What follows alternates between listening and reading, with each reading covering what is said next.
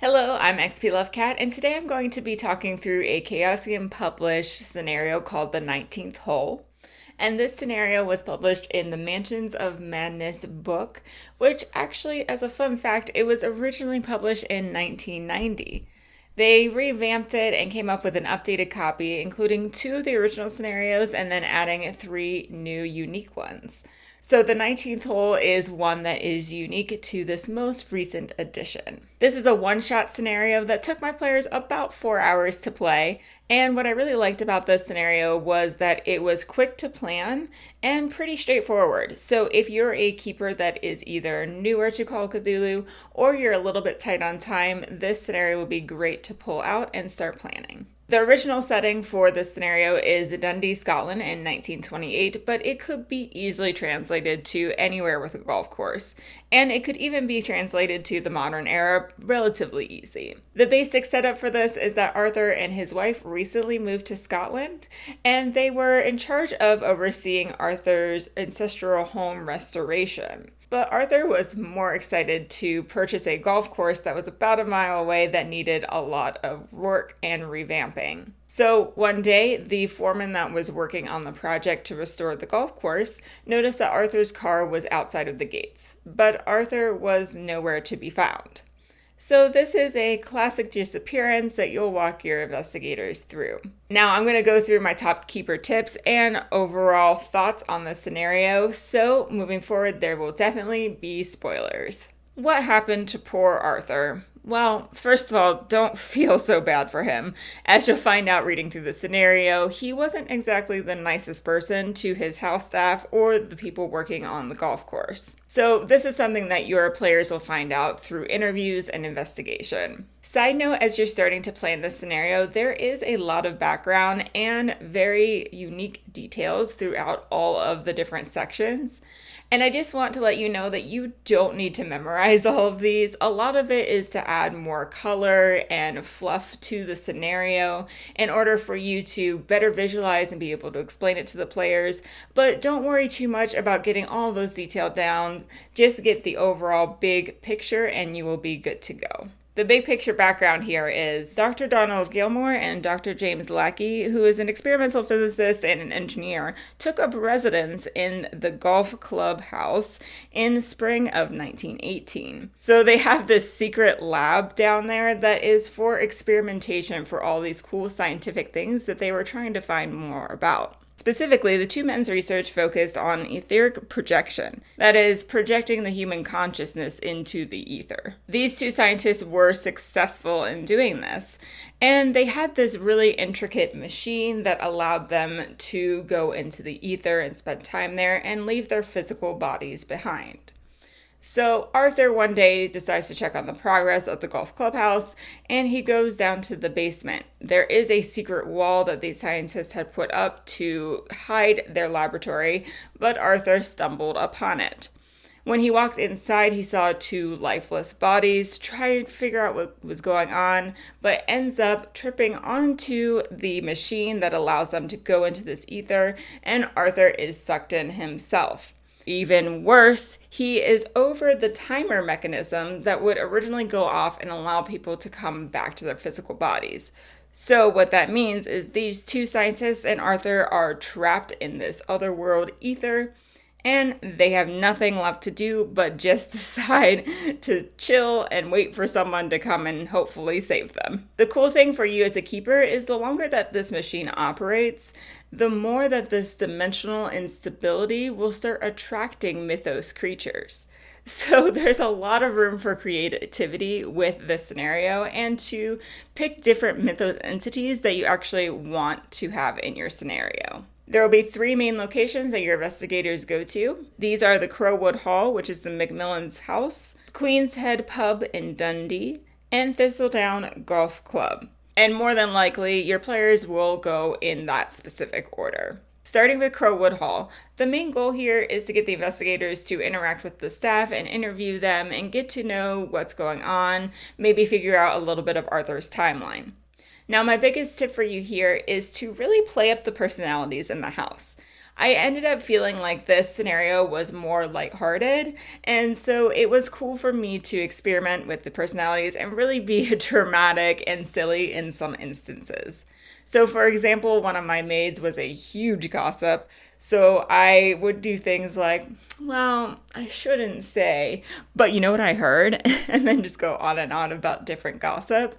And that was fun for my players to play off of and have fun with that as well. When talking to Crystal, who is Arthur's wife, make sure that you allude to her difficulty sleeping, because that's going to be one of the main clues to the investigators that Arthur is not in his physical body anymore.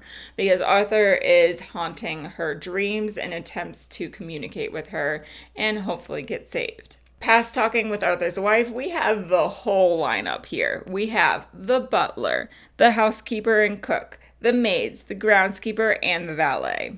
You can read more specifically what each of these different people know, but the main goal again here is to get Arthur's timeline across, get the sense that Arthur was not very nice to his staff, also some gossip and weird sightings they've seen around the house. So there is a black dog or hellhound that's been seen, and also a ghost. And a side note on the hellhound, this is something that is a very cool opportunity for combat. If there's investigation that's happening or you want to break up the scenario a little bit, this is a good place to start for your investigators to have a little bit of combat session. The next location is Queenhead's Pub, and this is pretty straightforward. Your investigators are likely going to be interviewing different crew that worked on the golf course, and also the head foreman.